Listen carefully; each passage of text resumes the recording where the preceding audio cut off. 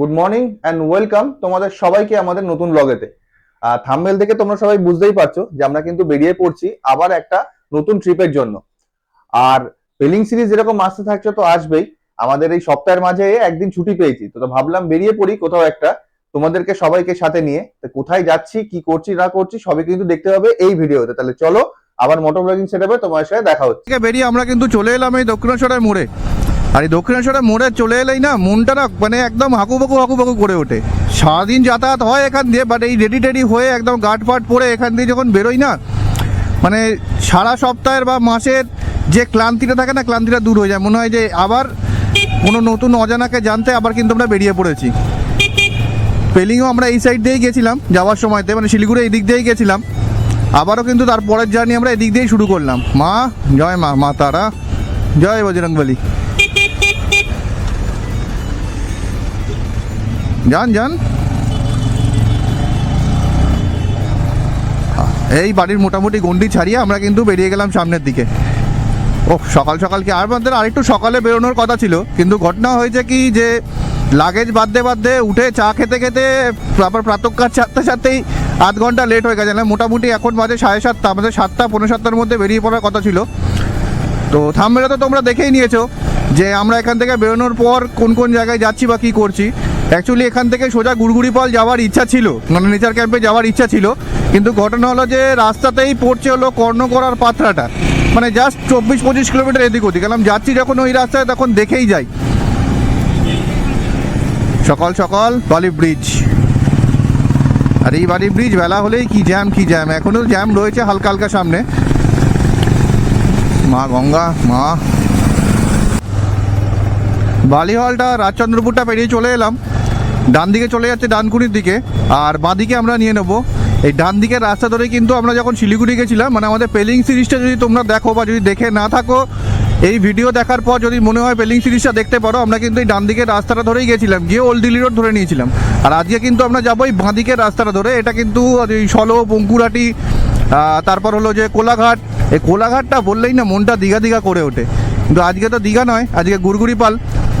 এই বাঁ দিকের রাস্তাটা ধরে কিন্তু আমরা সামনের দিকে মানে কোলাঘাটের দিকে এগোবো। এবার কোলাঘাট থেকে ক্রস করার পর মানে কোলাঘাটটা তো বাঁ দিকে চলে যাচ্ছে হলো দীঘার দিকে, তো ওটাকে বাইপাস করে আমরা কিন্তু সোজা খড়গপুরের দিকে বেরিয়ে যাবো। মানে ওরকমই রাস্তার প্ল্যানিং বা রাস্তা এটুকুনি আমি চিনি, মানে তোমাদের সাথে শেয়ার করছি আর কি। বাকিটা কিন্তু তোমরা গুগল ম্যাপেই পেয়ে যাবে। তো আমাদের বলতে গেলে লোকেশান যদি বলতে হয়, লোকেশান আমাদের কিন্তু যাওয়ার মধ্যে ফার্স্ট লোকেশান রয়েছে পাথরা বলে একটা গ্রাম আছে, যা মানে বাংলার ঐতিহাসিক একটা গ্রাম, যেখানে কিন্তু মানে নবাবী আমলের অনেক পুরনো মানে ভগ্নপ্রায় বা ভেঙে দেওয়া টেরাকোটার মন্দির দেখতে পাওয়া যায়। তো সেই গ্রামটা দেখবো, দেখার পর এখানে একটা ফোর্ট আছে কর্ণগড় বলে, সেই ফোর্টটাও দেখবো, তারপর ওখান থেকে গুড়গুড়িপাল যাবো। এটাই আমাদের রুট প্ল্যানিং আর কি। আর কুয়াশা খেতে খেতে আমরা কিন্তু চলে এলাম ধুলাগড় টোলেতে। একটুখানি জ্যাম ছিল এই টোলের ঠিক আগে যে সিগন্যালটা আছে ওখানটায়, ওটা প্রতিবারের ওই একই জিনিস থাকে। দাঁড়িয়ে গেলে মোটামুটি 2-3 মিনিট 4 মিনিট ম্যাক্সিমাম 5 মিনিট তোমাকে দাঁড়াতে, এবার ফাঁকা থাকলে তো হুড় করে বেরিয়ে যাওয়াই যায়। তবে সকালবেলা এখন 8:45 বাজে, এখন থেকেই কিন্তু মোটামুটি টোলে ভিড় হওয়া শুরু হয়ে গেছে। শনিবার রোববার শীতের লাস্টের দিকে ছুটির দিন, অনেকেই বাইরে যাচ্ছে ঘুরতে। এরা কিছুক্ষণ আগে দেখলাম স্কুলের এক্সকারশনের জন্য বাস ওখান থেকে যাচ্ছে। আবার সামনে মামুটা দাঁড়িয়ে আছে কেন? ও কাকা কি হলো গো?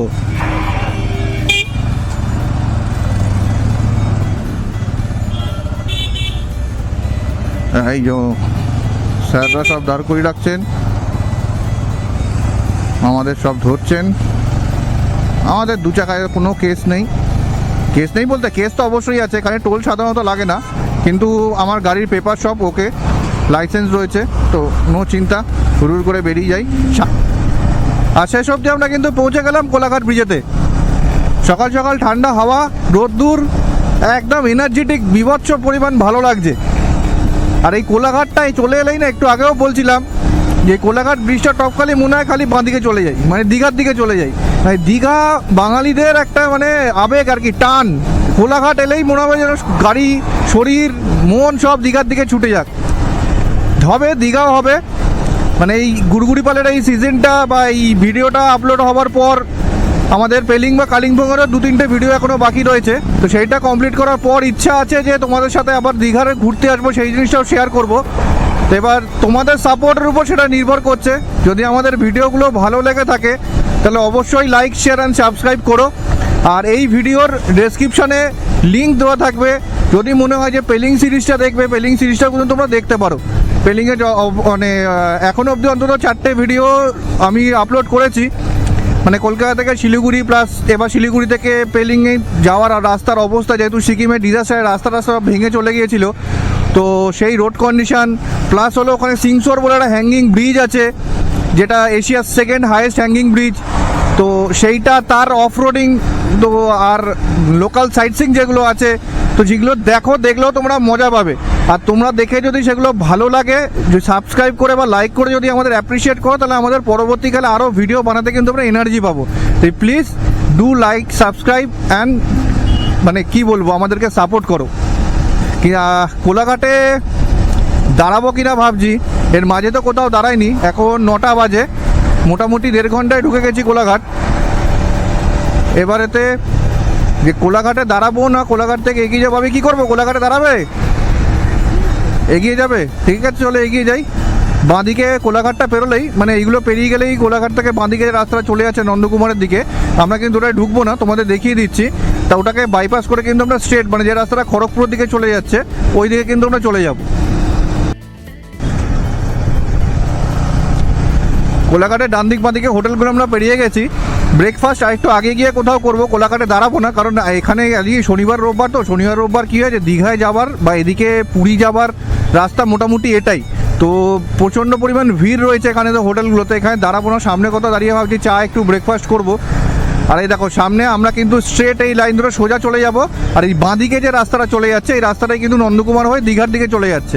এদিক দিয়ে দীঘা হয়েও কিন্তু পুরীর দিকে যাওয়া যায়, বাট সেটা ঘোরা পড়ে। আর এই রাস্তা ধরে কিন্তু আমরা যাচ্ছি এখন মানে পাথরার দিকে, মানে ওদিক থেকে আমরা ঝাড়গ্রামের দিকে ঢুকবো। ঝাড়গ্রামও যাচ্ছে এই রাস্তাটা, প্লাস পুরী যাচ্ছে, রাঁচি, কিন্তু সব কিছু এই রাস্তার উপর দিয়ে যেতে হবে।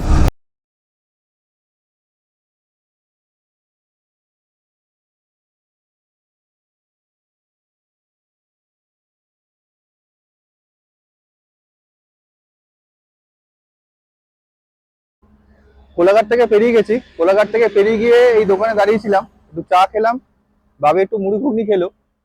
তো এখান থেকে এত অব্দি মোটামুটি রাস্তা আমার চেনা ছিল, মানে কোলাঘাট অব্দি রাস্তা চেনাই সাধারণত সবারই চেনা থাকে। তো তাও যাদের অসুবিধা হবে রাস্তা আমি দেখিয়ে দিয়েছি। এইখান থেকে আমরা কিন্তু এবার সোজা যাবো পাথরার দিকে। তো আমার এখানে ম্যাপ দেখাচ্ছে আর 51 কিলোমিটার, 51 কিলোমিটার দেখাচ্ছে। তো চলো এখান থেকে সোজা পাথরায় গিয়ে দেখা হবে। আর যারা এখান থেকে যাবে বা দক্ষিণেশ্বর থেকে আসবে, তারা কিন্তু গুগল ম্যাপ মেরেও আসতে পারো, কোনো অসুবিধা হবে না। আমার এদিকে রাস্তা যেহেতু চেনা না, যতটুকুনি আমার জানা আছে আমি ইনফরমেশন দিতে দিতে যাবো, বাকিটা কিন্তু গুগল ম্যাপ দেখেও আসতে পারো। আর সব থেকে বেটার, যেটা আমি পেলিং সিরিজেও বলেছিলাম, লোকাল লোক এদেরকে জিজ্ঞাসা করলে কিন্তু সব থেকে ভালো মানে পৌঁছানো যায়। তাহলে চলো একদম মোটর ব্লগিং সেটআপে আবার দেখা হচ্ছে। চাটা খাওয়া শেষ, টিফিন করা হয়ে গেছে। আমি সকালে এখনো পর্যন্ত টিফিন করিনি, আমার খিদে লাগছে না এখন, সে কারণে টিফিন করিনি। পাথরা থেকে একবার টিফিন করব। তো কোলাঘাট পেরিয়ে যাওয়ার পর ম্যাপ এখানে দেখাচ্ছে 38 কিলোমিটার, মানে 38 কিলোমিটার এখনও কিন্তু এই রাস্তা ধরেই আমাদের স্ট্রেট যেতে হবে।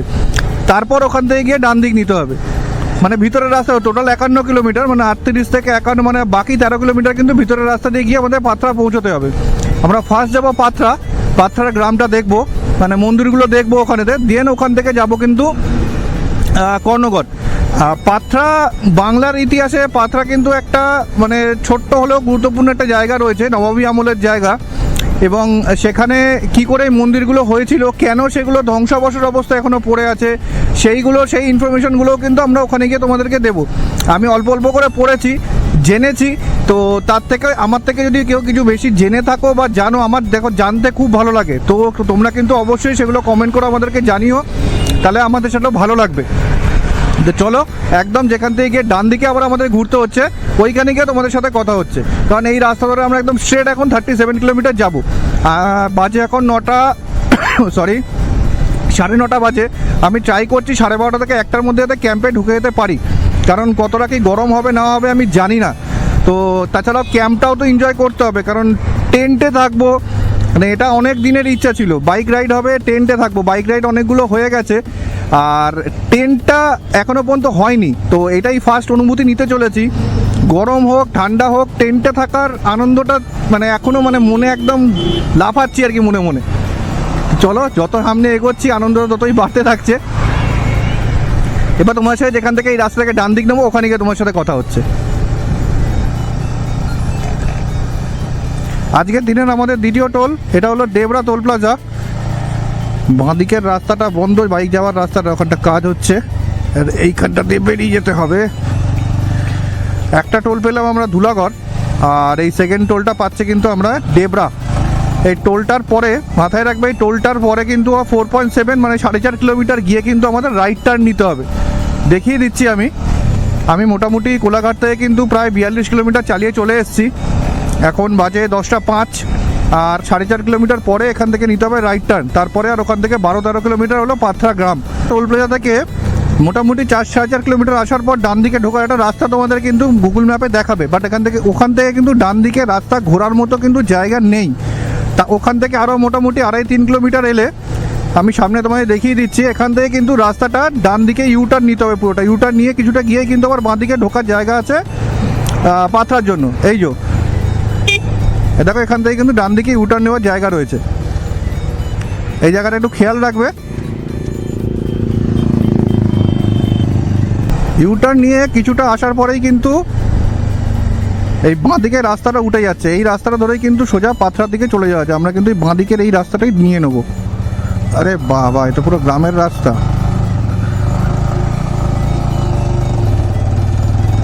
এই কিন্তু আমরা ঢুকে গেলাম লালমাটির জায়গাতে। ওহো, ওবর খাবর উঁচু নিচু, আর যাচ্ছি আমরা পাথরার দিকে।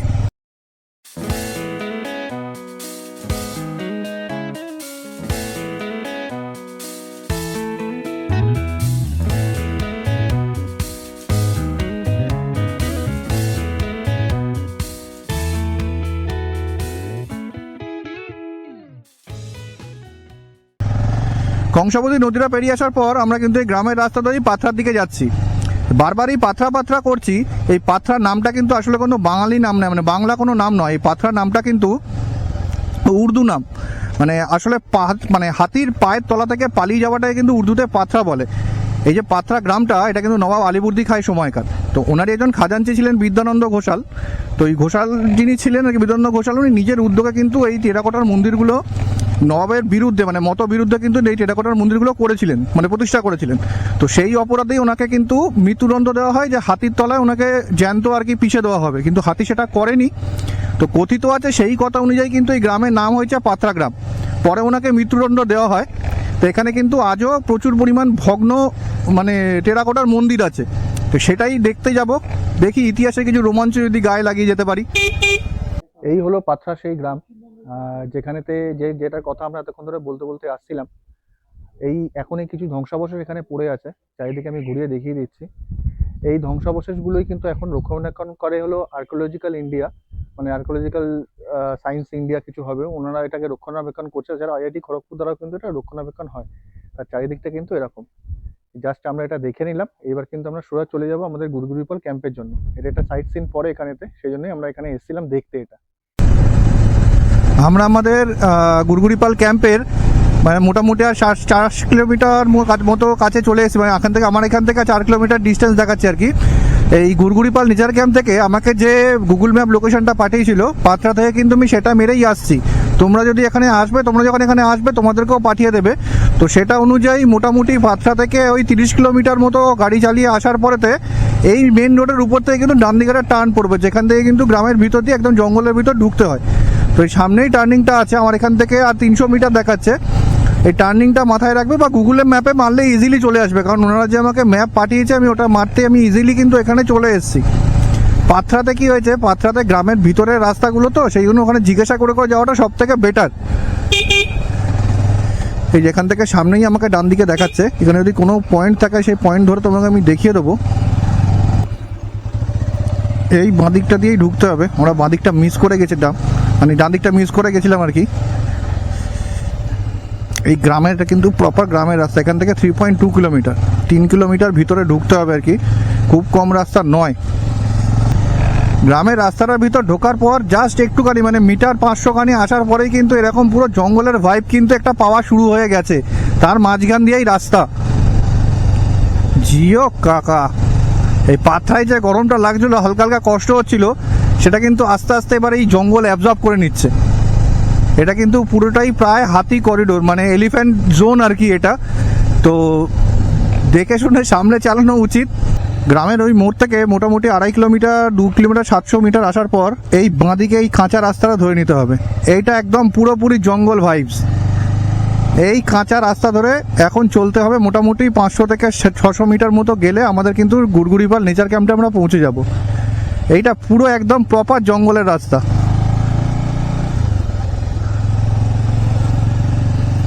ও বাহ, জঙ্গলে ঢুকলাম সঙ্গে সঙ্গে ছাওয়া। এ দেখো সামনেই বোর্ড দেখা যাচ্ছে, গুড়গুড়িপাল নেচার ক্যাম্প। এই ডান দিকে আমাদের ক্যাম্পটা আছে। এই রাস্তা ধরে ডান দিকে নেমে যেতে হবে। এখানকার রাস্তাটা একটু উঁচু নিচু আছে। বাহ, একদম প্রপার জঙ্গলের মাঝখানে ক্যাম্পটা, দুর্দান্ত জায়গায়। রাত্রিবেলা এখানে তো ফাটাফাটি হবে, হেবি সুন্দর জায়গা।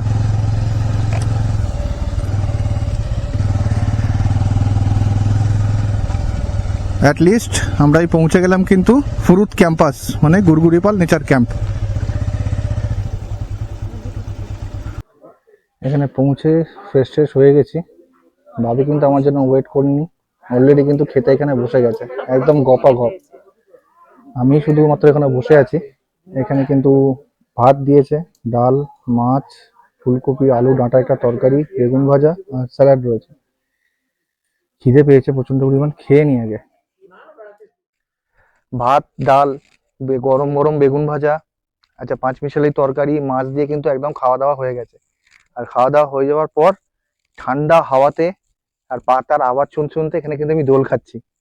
ব্যাপক জায়গা, ব্যাপক জায়গা। যাদের মনে হয় মানে এইটাই দাও, নাও পুরোটা চলে গেছে, নাও। যাদের মোটামুটি মনে হবে যে একদিনের জন্য ছুটি কাটাবে, নীরবে নিশ্চিন্তে ঠান্ডা ভাবে কাটাবে, তাদের কিন্তু জন্য এই জায়গাটা ব্যাপক জায়গা। আমি ঢুকলাম এখানে 1:45 নাগাদ। যখন ঢুকেছিলাম তখন কিন্তু একটু গরম ছিল। স্নান টান করে খাওয়া দাওয়া করতে করে বেশ তারপর থেকে কিন্তু ওয়েদার ধীরে ধীরে চেঞ্জ হচ্ছে। তো এখানে যিনি দাদা রয়েছেন, সৌরভ দা, মানে যিনি আমাদের হোস্ট করছেন, তিনি কিন্তু বললেন যে এর কাছাকাছির মধ্যে কিন্তু সানসেট পয়েন্টও রয়েছে একটা, যেটার নাম হলো চুপকা সানসেট পয়েন্ট। তো আমরা সেটা যাবো একটু পরেই দেখতে। আর এখানে কিন্তু সকালে বেশ কুয়াশা পড়েছিল শুনলাম, চারিদিক নাকি পুরো ঢেকে গেছিল। আর সব থেকে বড় ঘটনা হলো এই জায়গাটার, এখানে যে ক্যাম্পিং সাইটটা রয়েছে না, তার কিন্তু বেশিরভাগই ওয়েস্টেড জিনিস দিয়ে, মানে ফেলে দেওয়া জিনিস দিয়ে তৈরি। একটা একটা করে তোমাদেরকে আমি দেখিয়ে দেবো। তো চলো সেটা তোমাদের একটু পরে দেখাচ্ছি।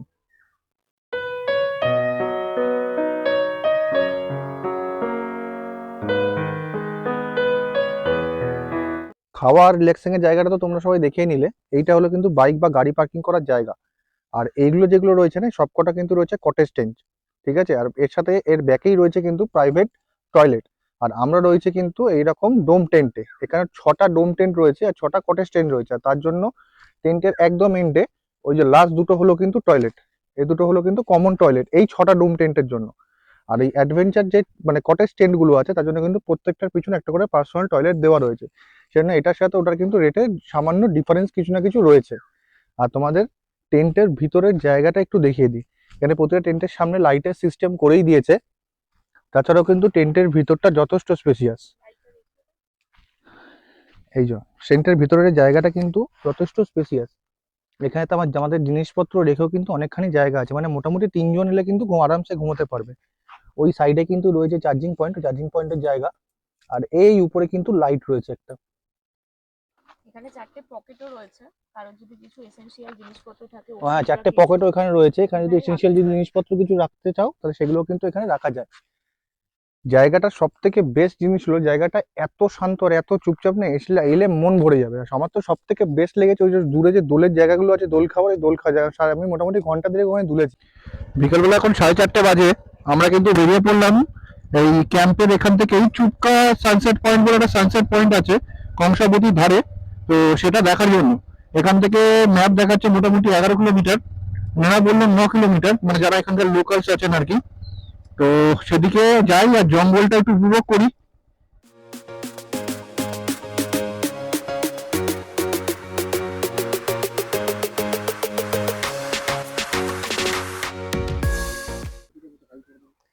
আচ্ছা, আমরা এই চলে এসেছি কংসাবতী নদীর ধারে। জায়গাটার নাম হচ্ছে চুপখা সানসেট পয়েন্ট। দূরে কতদূর বুঝতে পারছো জানি না, একটা কিন্তু সেই বাঁশের সাঁকো আছে যেটা সকালবেলা প্রায় আমাকে ভয় ধরিয়ে দিয়েছিল। ব্যাপারটা হচ্ছে ওখানে সিঙ্গেলে যাওয়ার কথা, তো সবাই আসছে ডবলে, এবার আমি মাঝখান থেকে বাঁশের সাঁকোর মাঝখানে সেই লাফান্দরের মতো একদম সেই নড়ে নড়ে উঠছি, এমন অবস্থা।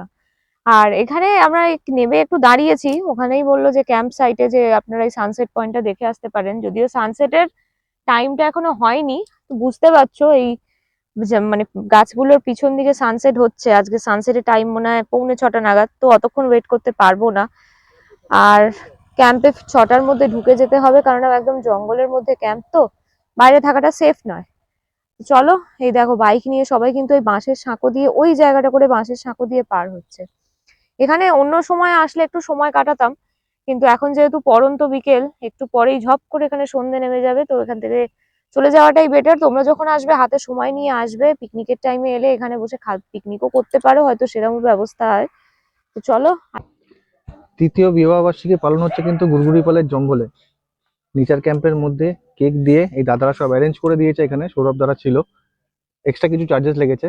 তবে আনন্দটা কিন্তু ফুল, মানে ফুল মস্তি করছে এখানেতে। এই যে বাবি এখন এখানে কেক কাটতে ব্যস্ত। বাবির জন্মদিন, তাই না? জন্মদিন না তো আমাদের বিয়ের জন্মদিনের কেক আমরা এখানে কেটে ফেলছি। লাইটের একটু প্রবলেম আছে, তাই একটু ম্যানেজ করে নিও। চলো কেক টেক কাটা হোক, তারপর কথা হচ্ছে। কেক টেক কাটা কিন্তু হয়ে গেল, আর তারপরে কিন্তু আমাদের কাছে চলে এলো আমাদের ইভিনিং স্ন্যাক্স। কি আছে ইভিনিং স্ন্যাক্সে? আছে মুড়ি, লঙ্কা, শশা আর ভেজ পকোড়া। ভাবি গালে হাত দিয়ে বসে আছো কেন? খাবো তাই বসে আছি। হ্যাঁ, কি হয়েছে? খাবো তাই বসে ও, আছি। আর পাশ দিয়ে একটু নয়েজ আসতে পারে, এখানে হালকা এক পাশে ক্যাম্পে একটা গান চলছে, সেই কারণের জন্য। এই বুঝতে পারছি না কপিরাইট ক্লেম খাবো কি খাবো না। আর এটা হলো আমারটা, এখানেতে সেমই দিয়েছে। হলো খেয়ে নি, তারপর তোমাদের ক্যাম্প সাইডটা ঘুরিয়ে দেখাচ্ছি।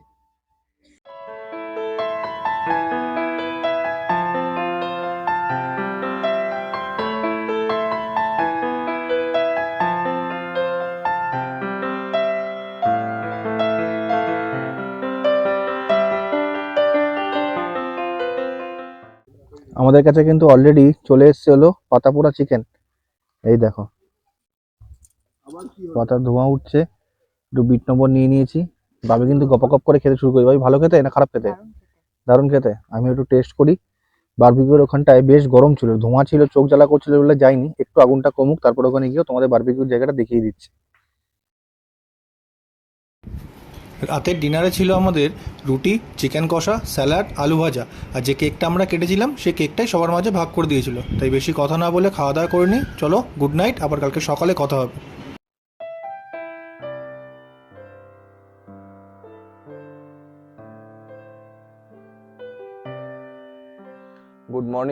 Good morning everyone. গুড়গুড়িপালের জঙ্গলে এখন কিন্তু সকালবেলা 7টা বাজে। আমরা কিন্তু এই জঙ্গলে ঘুরতে কিন্তু বেরিয়ে পড়েছি। ভাবি হাতি চলে আসবে কিন্তু। রাত্রিবেলাতে এখানটা এতটা চুপচাপ থাকে না, মানে বলে বোঝানো যাবে না। মানে মানে কি শান্তির ঘুম হয় এখানেতে। শুধু একটা প্রবলেম ঠিক না, মানে একটা অদ্ভুত জিনিস। রাত্রিবেলাতে আমরা মানে যথারীতি সারাদিনের দৌড়ঝাঁপে ক্লান্ত, রাত্রিবেলা শুয়ে পড়েছি, শুয়ে একটু ঘুমোচ্ছি। এবার আমি ভাবছি রাত্রিবেলাতে টেন্টের উপরে কিছু পড়ছে, মানে আমাদের টেন্টে প্লাস সামনে যেখানে খাবার জায়গাটা দেখালাম না, বড় টেন্টটা করা আছে ওইখানেতে। তো এবার আমি ভাবছি যে বৃষ্টি পড়ছে মনে হয়। আমি আমার টেন্টের যে চেনটা আছে ওটা খুলে মুখ বাড়িয়েছি, দেখি বাইরেটা হালকা হালকা ভিজে। তা প্লাস হলো কুয়াশা হয়ে যাচ্ছে, ব্যাপক ঠান্ডা ছিল এখানেতে। তো সকালবেলা উঠে যখন কথা বলছি এখানকার যারা লোক আছে তাদের সাথে, তারা বলছে না সারা রাত্রির যে পাতা পড়ে না, জঙ্গলে যে পাতা পড়ে বা টেন্টে যে পাতা পড়ছে, সেই পাতা পড়ার আওয়াজ ওটা। মানে মনে নন স্টপ যেটুকুনি টাইম আমি মানে আমার চোখ খুলে রেখেছিলাম বা যেটুকুনি টাইম আমি জেগেছিলাম বা যেটুকুনি সময় আমার কানে এসছে আওয়াজ, সারাক্ষণ শুধু টুপ টুপ করে পড়ে। আমি বৃষ্টি পড়ছে এখানে, যদি আসো হেভি লাগবে।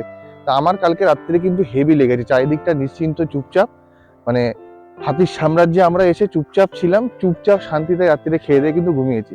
আর সব থেকে বড় ঘটনা হলো যে কালকে রাত্রিরে কিছু কিছু জায়গায়, মানে ভিডিও তোমরা দেখতেই পাবে আর মানে পাচ্ছ আর কি, যে কিছু কিছু জায়গায় ভয়েস ওভার দেওয়া রয়েছে। তো তার পার্টিকুলারলি কারণটা হলো যে রাত্রি না এক জায়গায় গান বাজছিল। তো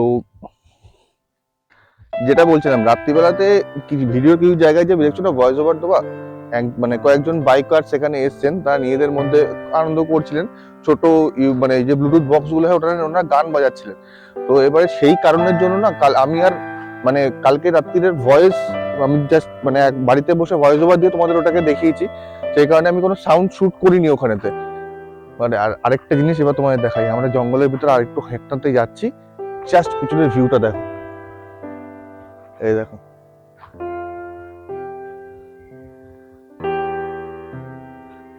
তাহলে দেরি করো না সবাই, তাড়াতাড়ি করে চলে আসো, আমরাও জঙ্গলে একটু হেঁটে আসি, তারপর একদম সোজা ব্রেকফাস্ট টেবিলে তোমাদের সাথে দেখা হচ্ছে। আমরা হাঁটতে কিন্তু এখানটায় তোমরা এলেও দেখতে পাবে একটা কালভার্ট আছে, কালভার্টের উপর দাঁড়িয়ে ছবি তুলছিলাম।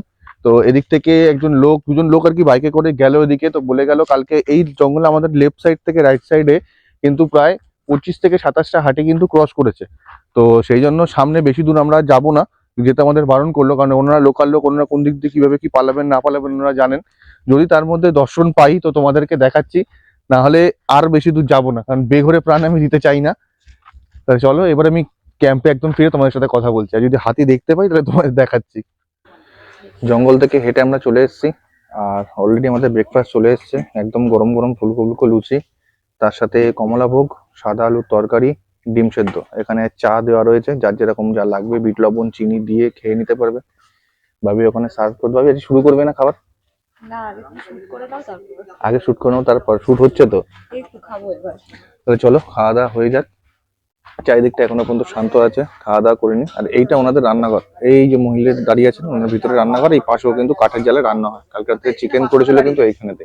আচ্ছা, আমরা কিন্তু আমাদের মাঝখানে পেয়ে গেছি, মানে আমাদের যিনি হোস্ট করেছিলেন সৌরভ সাহা। আচ্ছা, তো আমরা এই গুরুগুলি পার্ক ক্যাম্পে তো ঘুরলাম, খুব এনজয় করেছি, সকালবেলা জঙ্গলেও হেঁটেছি, খুব ভালো লেগেছে। তো বাকি যারা আসবে তাদের কি কি সুবিধা বা কি কি গাইডলাইন্স আছে বা এই ক্যাম্প সম্পর্কে যদি আমাকে কিছু ইনফরমেশন দিয়ে দেন। First of all welcome to গুরুগুলিপাল নেচার ক্যাম্প। ঠিক আছে, আমরা ফ্রুট ক্যাম্পসের থেকে এই সেট আপটা করেছি, এটা আমাদের সেকেন্ড প্রজেক্ট। আমাদের এর আগেও একটা প্রজেক্ট আছে রামায়লো সান্তুকে। এটা একদম হচ্ছে আপনার ফরেস্টের মধ্যেই, ফরেস্ট লাগোয়া একটা ক্যাম্প সেট আমরা রেডি করেছি। এখানে টোটাল আমাদের থাকার জন্য দুরকম সেট আপ আছে, একটা ক্যাম্পিং সেট আপ আছে, আর এই ক্যাম্পিং সেট আপগুলো আছে, আর এটা ক্যাম্পিং কটেজ সেট আপটা আছে। ঠিক আছে, তো এখানে আপনারা আসতে পারেন। এখানে মোটামুটি আসলে প্রকৃতির মধ্যে এবং ফাঁকা জায়গাতে নিরিবিলির মধ্যে সময় কাটাতে পারবেন, জঙ্গলের একটা ফিল পাবেন, যেটা দাদা এক্ষুনি বললেন একদম, দাদা একদম, একদম। পেয়েছেন। ঠিক আছে, সব থেকে বড় কথা হলো রাত্রিতে শান্তির ঘুম। হ্যাঁ, আর মেন হলো যেটা আমি সকালেও ভিডিওতে বলছিলাম, যে রাত্রিবেলাতে আমি কিন্তু সত্যিই ভেবেছি বৃষ্টি পড়ছে, কিন্তু সারা জায়গাটা চুপচাপ, অত সুন্দর যে পাতা ঝরার পাতা আওয়াজ, ঝরার সেটা কোনোদিনও হয়নি, এক্সপিরিয়েন্সটা ফার্স্ট। এবং এই জঙ্গলটাতে মোটামুটি গিয়ে একটু কিছুক্ষণ আপনি সময় দিলে প্রচুর পাখি দেখতেও পাবেন, প্রচুর পাখির আওয়াজও পাবেন। এই আর কি, মোটামুটি আসুন। আর এখানকার কিছু সাইট সিনিং বা কি যেগুলো আপনাদের প্ল্যানিং আছে ওইগুলোই কি থাকে? হ্যাঁ, দেখুন, সাইট সিন বলতে গেলে আপনারা আসতে গেলে মধ্যখানে খড়গপুর হয়ে আসতে পারবেন। ঠিক আছে, এখান থেকে ঝাড়গ্রাম, আমরা 18 কিলোমিটার, ঝাড়গ্রামটাও আপনারা কভার করতে পারেন। আর আস্তে আস্তে মোটামুটি একটা সানসেট পয়েন্ট আছে, কালকে আপনারা আমরা visit করেছেন, গেছিলাম। ঠিক আছে, তো আশেপাশে এগুলোই আছে মোটামুটি। আর জঙ্গলে এসে জঙ্গলটা উপভোগ করুন, জঙ্গলের মধ্যে থাকুন। আর কিছু গাইডলাইন্স যে কিরম কি সময় না সময়, এই গাইডলাইন্স যেগুলো থাকে। গাইডলাইন্স বলতে গেলে, হ্যাঁ, যেহেতু ফরেস্টের মধ্যে ব্যাপারটা, তো সেখানে আমরা একটু রেস্ট্রিকশন একটু রাখি, সেটা হচ্ছে সন্ধ্যাবেলা 6টার পর আমরা বাইরে কাউকে যেতে দিই না, গেটটা লক অ্যান্ড কি হয়ে যায় 6টার মধ্যে। আর জঙ্গলের মধ্যে আমরা যার জন্য সাউন্ড সিস্টেমটা অ্যালাউ করি না, রেস্ট্রিক্টেড, নিজেদের মধ্যে গান বাজনা হলো সেটা ঠিক আছে, কোনো বক্স আমরা অ্যালাউ করি না, একটু ফরেস্ট ডিপার্টমেন্টের পশু পাখি কিছু আছেন তার জন্য ব্যাপারটা। আর এমনি মোটামুটি নিজেদের মতো আসুন, থাকুন, ঠিক আছে, এনজয় করুন। প্যাকেজটা কিরম কি রয়েছে? প্যাকেজ হচ্ছে আপনার, হ্যাঁ, এই যে গ্ল্যাম্পিং টেন্টগুলো আছে আমাদের এখানে, এগুলো হচ্ছে আপনার 1650 করে, আর ক্যাম্পিং টেন্টগুলো হচ্ছে 1500 করে, লজিং ফুডিং সমস্ত কিছু সবকিছু দিয়ে। হ্যাঁ, মানে আমাদের অ্যাকচুয়ালি লাঞ্চ থেকে শুরু হয়, লাঞ্চ, দেন হচ্ছে বিকেলে স্ন্যাক্স থাকে, রাতে আপনার ডিনার থাকে, সকালবেলাতে হচ্ছে ব্রেকফাস্ট করে আমাদের চেক আউট হয়। আচ্ছা, আর আমরা যেরকম বাইক নিয়ে এসেছি, আপনারা তো আমাদের যিনি যার সাথে কথা হয়েছিল আমাকে পাঠিয়ে দিয়েছিল, ওই আপনার ম্যাপ লোকেশন পাঠিয়ে হ্যাঁ, দিয়েছিল। একদম। যারা ধরুন বাইক ট্রেনে আসবে বা বাসে আসবে গাড়িতে, তাদের জন্য কি সুবিধা? তাদের জন্য সুবিধা বলতে গেলে আপনার হচ্ছে কলকাতা থেকে মেদিনীপুরের সারাদিনে 4খানা বাস চলে, সেটা ধরে ডিরেক্ট মেদিনীপুর স্টেশন, মেদিনীপুরের শহরে পৌঁছে গেল। ওখান থেকে মেদিনীপুর ঝাড়গ্রামের যে আপনার হচ্ছে বাস রুটগুলো আছে, প্রচণ্ড ফ্রিকোয়েন্ট, 10 মিনিট অন্তর অন্তর ছাড়ছে। তো সেটাতে ধরে আপনার হচ্ছে বেলিয়া বলে একটা স্টপেজ আছে, বেলিয়া বলে স্টপেজটা আছে, এখানে নামলে তারপর আমরা সেক্ষেত্রে তাদেরকে পিক আপ করে নেওয়া আসার ব্যবস্থা করে দিতে পারবো। আচ্ছা, আর ট্রেনে যদি আসে তাহলে সেম মেদিনীপুর স্টেশনে নামা, ওখান থেকে ঝাড়গ্রামের বাস ধরে চলে আসবে। ওকে, আর এখান থেকে যদি কেউ সাইট সিন করতে হয় তার জন্য টোটো বা গাড়ির গাড়ির ব্যবস্থা অ্যারেঞ্জমেন্ট সেটা আপনারা এখান সেটা থেকে আমরা এখান করতে থেকে বললে আমাদের বলে দিলে আমরা এটা করে দিই। ওকে, ঠিক আছে। তাহলে আপনার সাথে মানে এই ক্যাম্পে এসে খুব ভালো লাগলো। আচ্ছা, পরবর্তীকালে নিশ্চয়ই শান্তিগড়টা আমাদের যাওয়ার ইচ্ছা একদম রইলো। একদম একদম তো সেখানে গেলে হয়তো আপনার সাথে আবার কথা হবে। নিশ্চয়ই ওকে, ওকে, চলুন। Thank you Thank thank you. you. ক্যাম্পের মোটামুটি সব ইনফরমেশনই আপনাদেরকে দিয়ে দিলাম। আর এই নিরাপত্তা ছেড়ে বেরিয়ে যাওয়ার সময় কিন্তু এখন চলে এসেছে, বেরিয়ে পড়বো আবার শহরের কোলাহলের দিকে। ভিডিওটা যদি ভালো লেগে থাকে তাহলে অবশ্যই লাইক, শেয়ার অ্যান্ড সাবস্ক্রাইব করবেন আপনারা। আর এরকম পরবর্তীকালে কিন্তু আরো ভিডিও আসতে থাকবে। আর এই ভিডিওর লিঙ্কে কিন্তু আমি ডেসক্রিপশনে কিন্তু আমি আমাদের পেলিং এর সিরিজেরও লিঙ্ক দিয়ে রাখবো, সেটা অবশ্যই দেখবেন। কেমন লাগলো সেটা আমাদের কমেন্ট করে কিন্তু জানাবেন। তাহলে চলুন, আবার কোনো নতুন ভিডিওতে আপনার সাথে দেখা হচ্ছে।